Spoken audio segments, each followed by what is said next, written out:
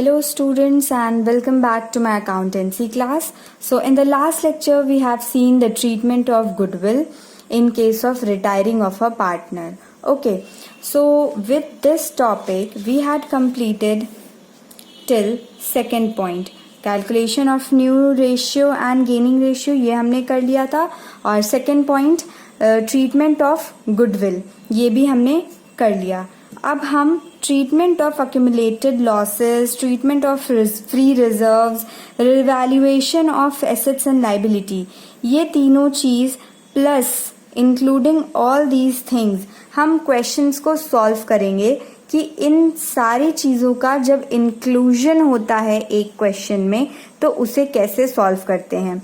ये सारी चीजें वापस से दोबारा समझाने की जरूरत नहीं है क्योंकि ये बिल्कुल सेम है, एज इट इज है, जैसा कि आपने सेकंड चैप्टर और थर्ड चैप्टर में सीखा था.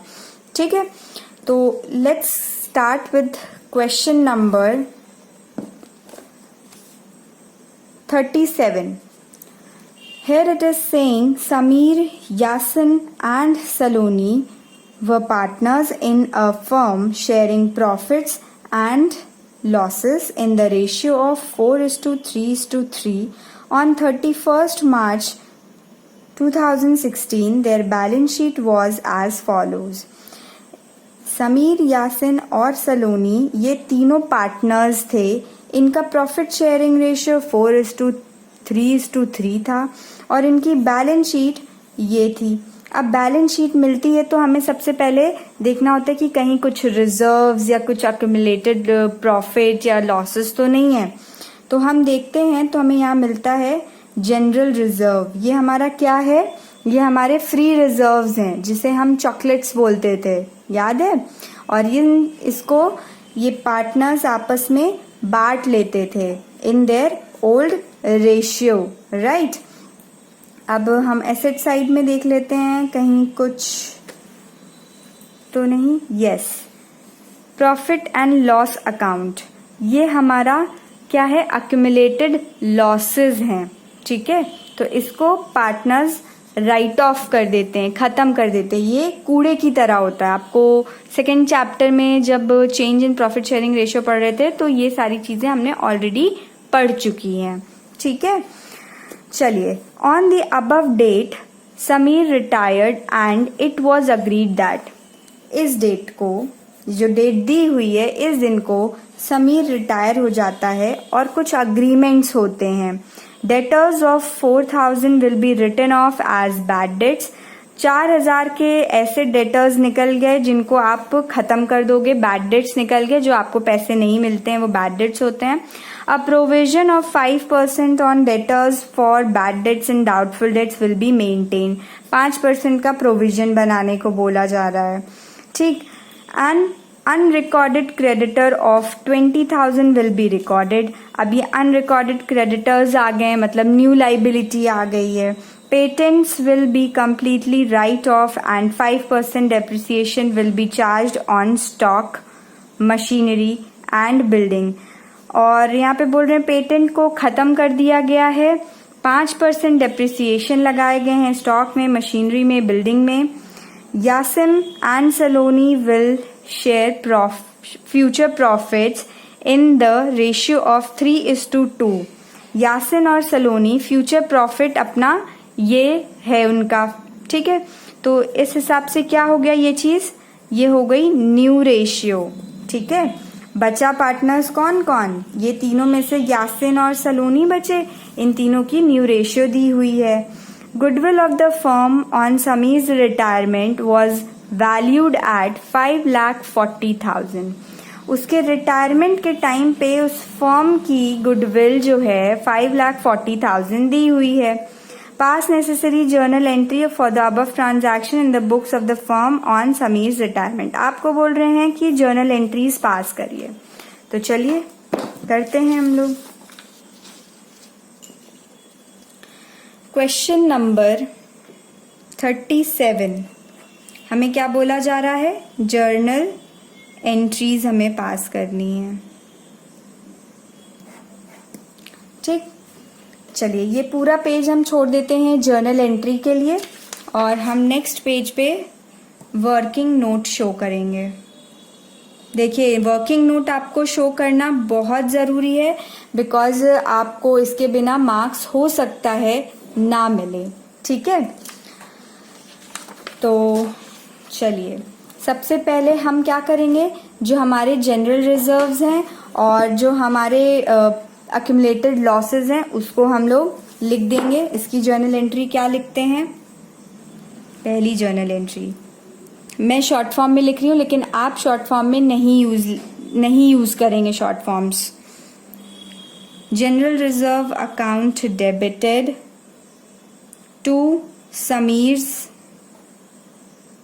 कैपिटल अकाउंट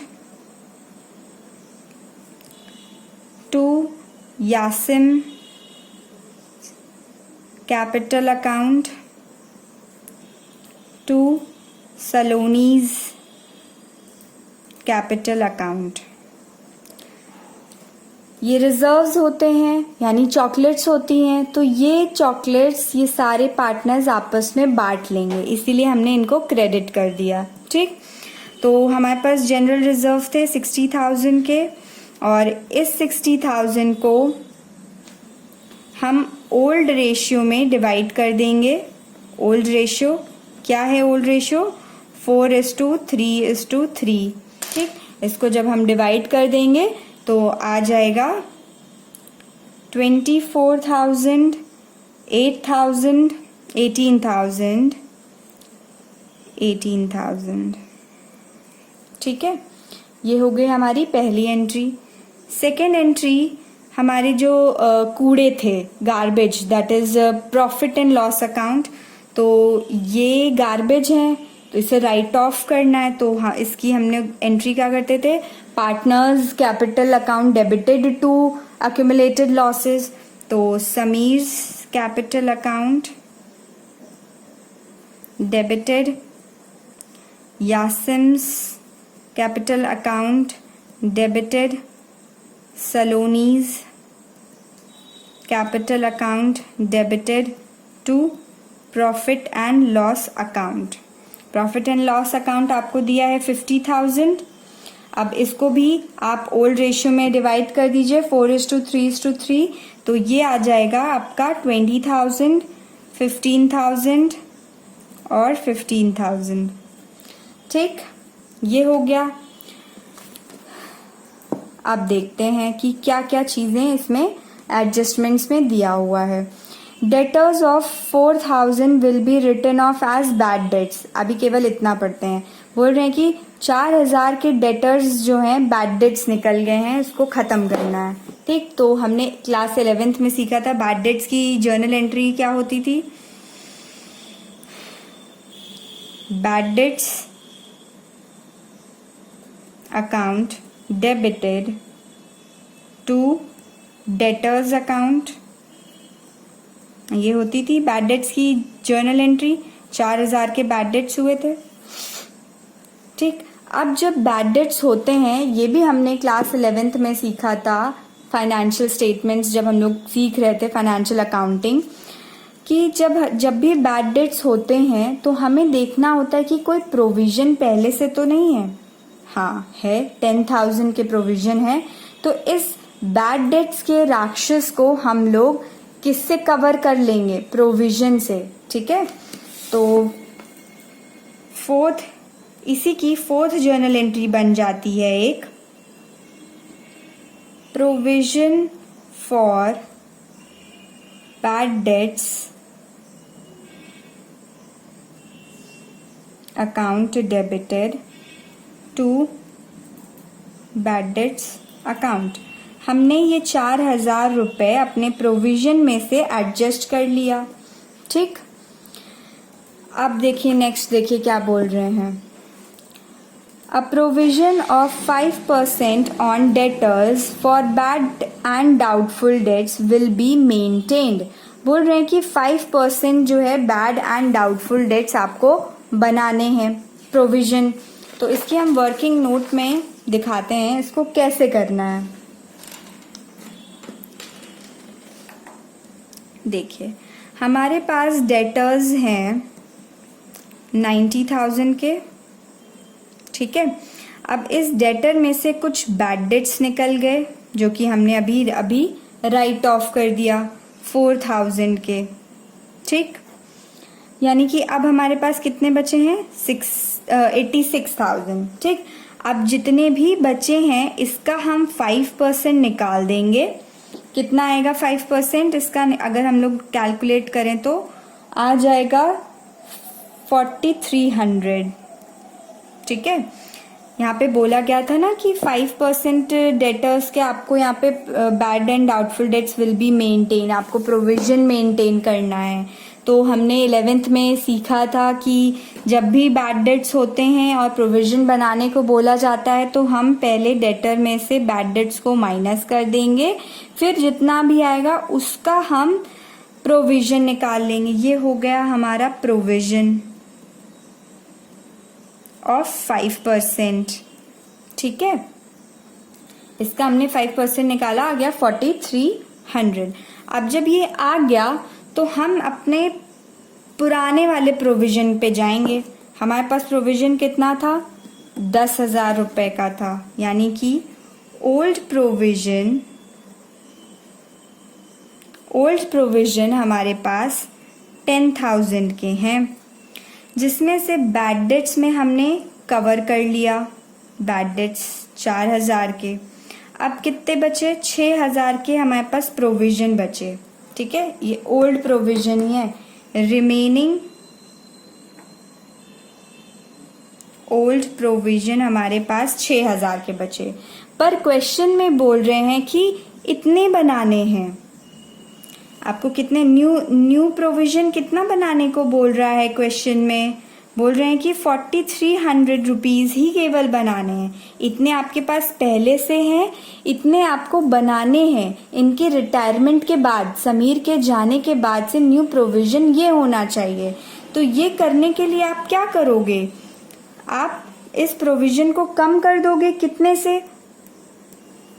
इसको इससे माइनस करोगे तो यही आएगा ना, 1700 रुपीज से आप कम कर दोगे अपने प्रोविजन को, ठीक। तो प्रोविजन को कम करना मतलब हमारे लिए प्रॉफिट वाली बात होती है, ठीक है। और जब प्रॉफिट वाली बात होती है तो हम रिवैल्यूएशन अकाउंट वाली जर्नल एंट्री कैसे पास करते हैं?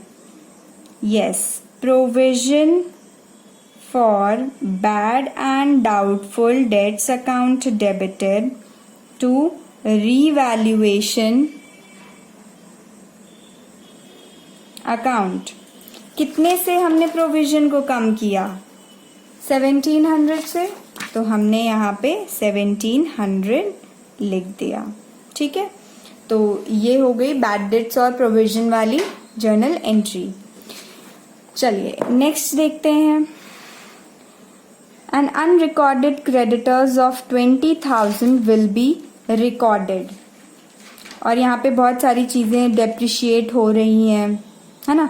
तो एक काम करते हैं, हम लोग वर्किंग नोट में एक छोटा सा रिवैल्यूएशन अकाउंट बना लेते हैं ताकि आपको जर्नल एंट्रीज पास करने में इजी हो, ठीक है। जल्दी से फटाक से रिवैल्यूएशन अकाउंट।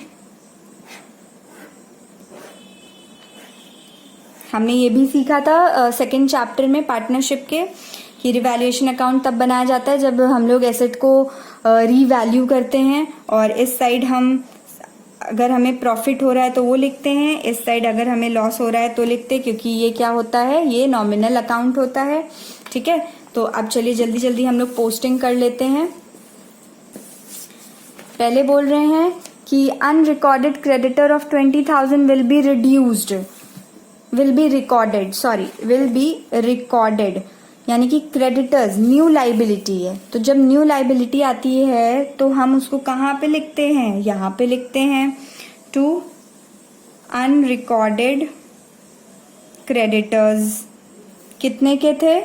20,000 के थे, ठीक है। और अभी अभी हमने रिवैल्यूएशन की एक जर्नल एंट्री पास की थी, provision for bad debts account debited to revaluation account. इसको भी हम वहाँ पोस्ट कर लेते हैं, by provision for bad and doubtful debts, ठीक है। कितने थे? 1700 के थे। फिर उसके बाद क्वेश्चन में क्या बोला गया है, patents will be completely written off. Patents कितने हैं आपके पास, पेटेंट्स दिए हैं आपको 60,000 के, इसको खत्म कर देना, यानी एसेट्स है, एसेट खत्म हो गई तो वो हमारे लिए नुकसान की बात होती है, इसलिए हम उसको डेबिट में लिख देंगे, टू पेटेंट 60,000। फिर आपको बोल रहे हैं कि 5% depreciation will be charge on stock, machinery and building. ये तीनों चीज में डेप्रिशिएट कर रही है, यानी कि ये हमारी क्या है, नुकसान की बात है, तो हम इसको डेबिट में लिखेंगे।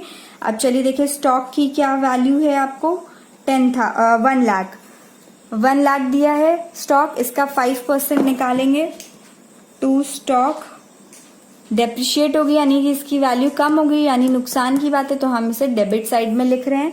टू स्टॉक 5% निकालेंगे उस 1 लाख का, तो आ जाएगा 5,000। और क्या था, बिल्डिंग, टू बिल्डिंग आपको देके रखा है 2 लाख की, और इसका 5% निकालेंगे तो आ जाएगा 10,000। और लास्ट में बोल रहा है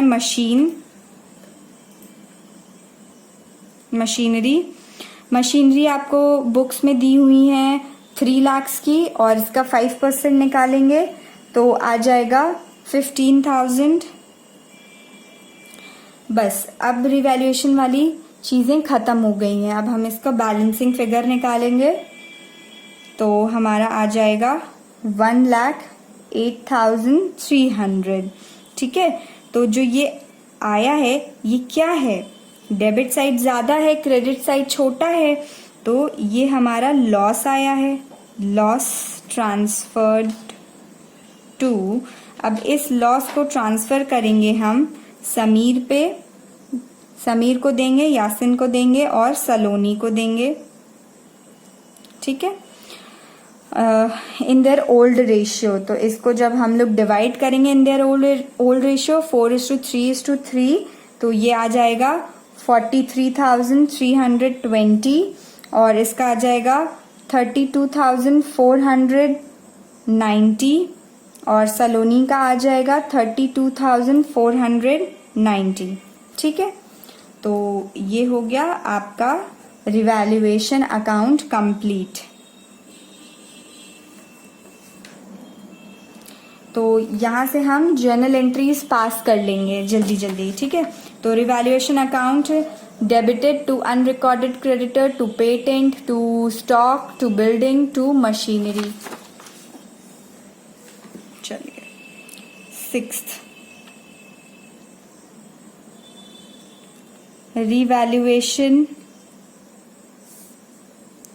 account debited to unrecorded creditors account, to patent account, to stock account, to building account, to machinery account।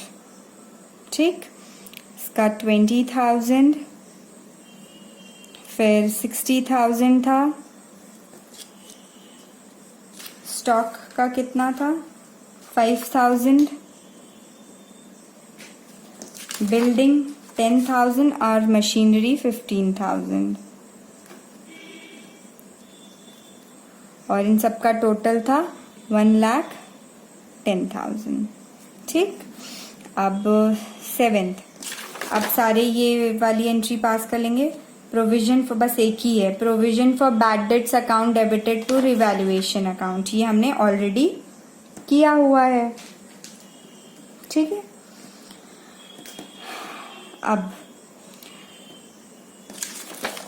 ये करेंगे ये वाली एंट्री जो लॉस को ट्रांसफर करने वाली, तो Sameer's capital account debited, Yasin's capital account debited, Saloni's capital account debited to revaluation account, इसे हम लोग अलग से करते हैं।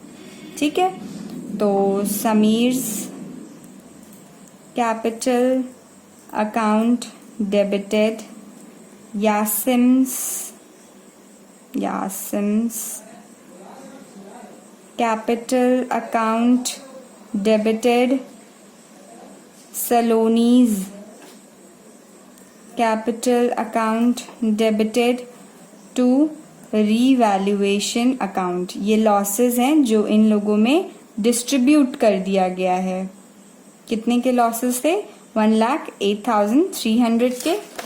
ये देखिए, है ना, इसको हमने डिवाइड कर दिया था, तो यही सारे अमाउंट्स वहां लिख देंगे। 43,320, 32,490, 32,490। ठीक, अब ये हो गया। अब देखिए क्या बोल रहे हैं क्वेश्चन में। हमने ये पॉइंट कर लिया, ये पॉइंट।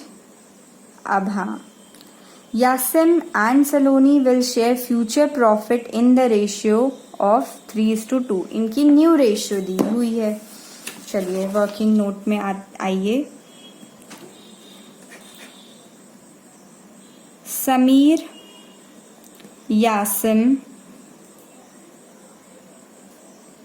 सलोनी, ये 3 पार्टनर्स थे। 3:3 में इन लोग अपने प्रॉफिट्स और लॉसेस को डिवाइड किया करते थे।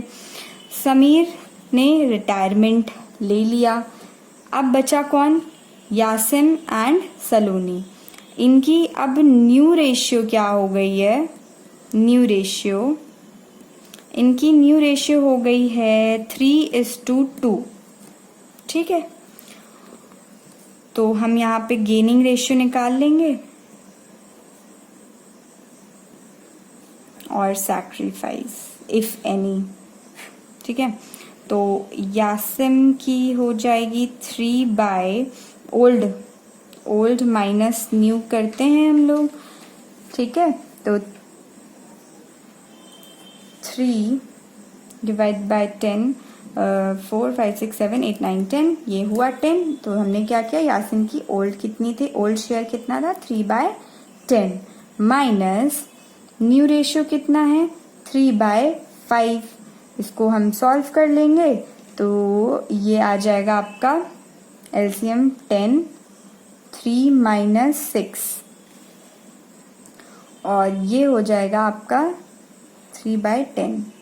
गेन कर रहा है, माइनस में है मतलब गेन कर रहा है। ठीक, अब देखिए कौन है? सलोनी की ओल्ड रेशियो 3:10 है और न्यू शेयर कितना है? 2/5 है। इसको भी सॉल्व कर लेंगे तो आपको मिल जाएगा 3 माइनस 4 यानी कि 1/10। ये भी गेन कर रहा है। ठीक, माइनस में आया मतलब गेन कर रहे हैं दोनों जन। किस रेशियो में? हमें यहाँ पे इन्होंने गेन किया। ठीक है, अब देखिए क्वेश्चन और आगे क्या कह रहा है, हमने ये भी देख लिया। Goodwill of the firm on Sameer's retirement was valued at 5,40,000। इस टाइम पे समीर की गुडविल अब हम लोग कैलकुलेट करेंगे। ठीक, टोटल गुडविल कितनी है? 5,40,000 है। ठीक, अब समीर की कितनी शेयर है? 4/10। तो इसे आप जब कैलकुलेट करोगे तो आपको मिल जाएगा 2,16,000। ठीक, तो ये जो अमाउंट आया है ये क्या है? ये है समीर्स गुडविल। ठीक है, ये टोटल गुडविल थी, उसमें से हमने क्या कर दिया? मल्टीप्लाई किया समीर का शेयर, तो हमें समीर की गुडविल मिल गई। ठीक, अब इस अमाउंट को कौन देगा? यासिम एंड सलोनी देंगे अपने गेनिंग रेशियो में। ठीक, तो इसकी जर्नल एंट्री हमने क्या सीखी थी? जो भी पार्टनर गेन करता है उसे हम डेबिट करते हैं, यानी कि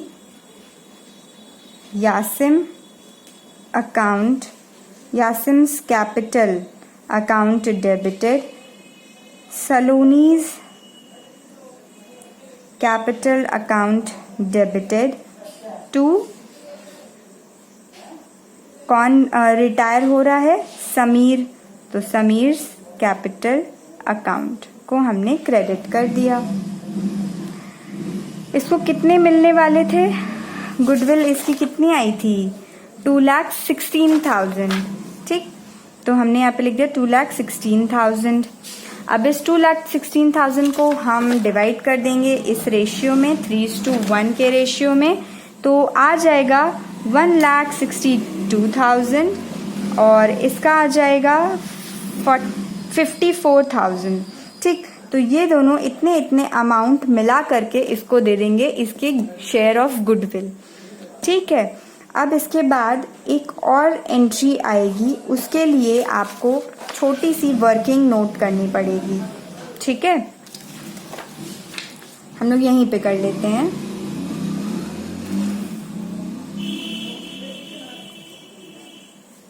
हम लोग बनाएंगे समीर्स कैपिटल अकाउंट। ये वर्किंग नोट का पार्ट है। ठीक है, इसमें बोला नहीं गया है कि किसी भी पार्टनर्स कैपिटल अकाउंट बनाने के लिए, बट हम लोगों को एक यहाँ पे जर्नल एंट्री लिखने के लिए हमें ये बनाना पड़ेगा। ठीक है, तो समीर्स कैपिटल अकाउंट, समीर की कैपिटल कितनी थी? By balance brought down. Sameer की कैपिटल है 3 लाख रुपीज, तो हमने यहाँ पे लिख दिया 3 लाख। फिर उसके बाद अब इसमें देखिए कहाँ पे क्या क्या चीज़ उसको मिली, क्या क्या चीज़ें उसके पास से गई, सारी चीज़ें रिकॉर्ड करिए। समीर को ये जनरल रिजर्व का पार्ट मिला, बाय जनरल रिजर्व 24,000।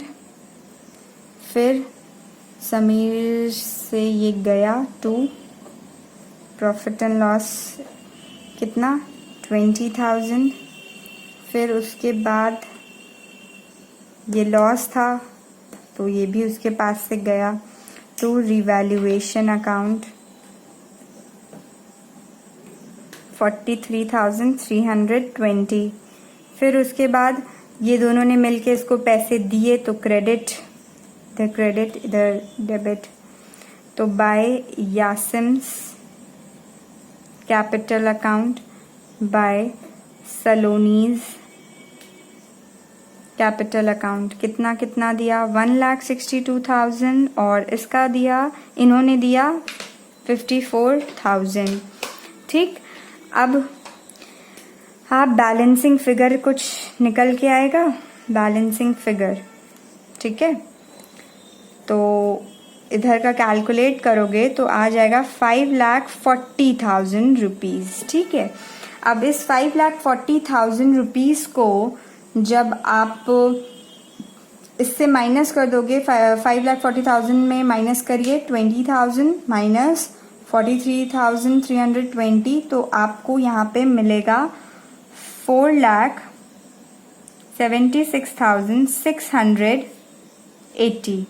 ठीक, और ये जो बैलेंसिंग फिगर आई है ये कुछ नहीं बल्कि क्या है, ये इसकी एडजस्टेड कैपिटल है। ये वो कैपिटल, ये वो उतना अमाउंट है जितना जब ये छोड़कर जाएगा तो इसको दिया जाएगा। ठीक है, इसको ये पे किया जाएगा। तो कंपनीज क्या करती हैं, रिटायरिंग पार्टनर को ये पैसा इतना रुपए ऑन द स्पॉट पे कर देती हैं, कैश के थ्रू पे कर देंगी, या तो इसके नाम का एक लोन अकाउंट खोल देते हैं। मतलब मान लीजिए फर्म के पास पैसे हैं, कैश मतलब कैश है तो कैश दे दिया। ठीक, अगर इतना अमाउंट नहीं होता है उनके पास कैश में तो कंपनी बोलती है कि मैं आपका ये अमाउंट एज ए लोन आपसे रख ले रहा हूँ। ठीक है, तो क्या करते हैं कि रिटायरिंग पार्टनर का लोन अकाउंट खोल दिया जाता है। तो जब कैश में पे करना होता है तो क्वेश्चन में दिया रहता है। ठीक, अगर क्वेश्चन में दिया कि कैश में देना है तो कैश हम लोग यहाँ पे टू कैश अकाउंट लिख देंगे। अगर बोला है लोन अकाउंट खोलना है तो हम टू लोन अकाउंट खोल देंगे। लेकिन जब क्वेश्चन साइलेंट हो, if question is silent regarding the payment of the retiring partner, then we will always open the loan account of the retiring partner। तो यहाँ पे क्वेश्चन तो साइलेंट है, तो हम यहाँ पे लिख देंगे टू समीर्स लोन अकाउंट। आई बात समझ में? और फिर ये आपका अकाउंट क्लोज हो जाएगा। चलिए एक बार अच्छे से फिर से बता देते हैं कि जब आप ऐसी कुछ अकाउंटिंग प्रोसीजर करोगे और जो पार्टनर रिटायर हो रहा होगा उसका आप एडजस्टेड कैपिटल निकालोगे। हम लोग जनरली क्या करते हैं, जो पार्टनर होते हैं जो नेक्स्ट ईयर में जाने वाले होते हैं, हम यहाँ पे लिख देते हैं to balance carried down, right. हम यहाँ पे टू बैलेंस कैरीड डाउन लिख देते हैं और फिर वो नेक्स्ट ईयर हम लोग ब्रॉट डाउन करके यूज करते हैं। लेकिन अब ये तो नेक्स्ट ईयर में जाने नहीं वाला है, तो इसको हमें ये पे करना है। एंड में ये बोलेगा मैं कंपनी छोड़ के जा रहा हूँ, लाओ मेरा इतना पैसा बन रहा है, लाओ दो मैं चलूँ, ठीक। तो जब समीर जब मांगेगा, अगर कंपनी के पास कैश होगा तो कैश दे देगी, अगर कैश नहीं होगा तो वो बोलेगी कंपनी कि मैं आपका ये अमाउंट एज अ लोन रख लेता हूँ, मैं आपको पे कर दूंगा बाद में, ठीक है। और आपको इंटरेस्ट भी मिलेगा, क्योंकि लोन में तो इंटरेस्ट भी दिया जाता है ना। तो फिर लोन अकाउंट के साथ साथ लोन के अमाउंट ये एज अ लोन ले लिया, मतलब समझ लीजिए, ऐसी तरीके से समझिए कि कंपनी ने समीर से लोन ले लिया, तो इसीलिए यहाँ पे टू समीर्स लोन अकाउंट खोल देते हैं, ठीक है। और इस लोन अकाउंट को आपको फुल फ्लेज नहीं बनाने को आएगा, क्योंकि सीबीएसई ने डिलीट कर दिया है लोन अकाउंट बनाने को, ठीक है। तो आपका बस इतना है कि यहाँ पे आप पोस्टिंग कर दीजिए और फिर इसकी जर्नल एंट्री पास हो जाएगी, Sameer's capital account debited to Sameer's loan account. Sameer's capital account debited to Sameer's loan account 4,76,680, 4,76,680, ठीक है। तो ये था क्वेश्चन नंबर 37। आप लोग भी प्रैक्टिस करिएगा, इन सब से रिलेटेड क्वेश्चंस लगाइएगा, और ना आए तो आप पूछ लीजिएगा हमसे, ठीक है।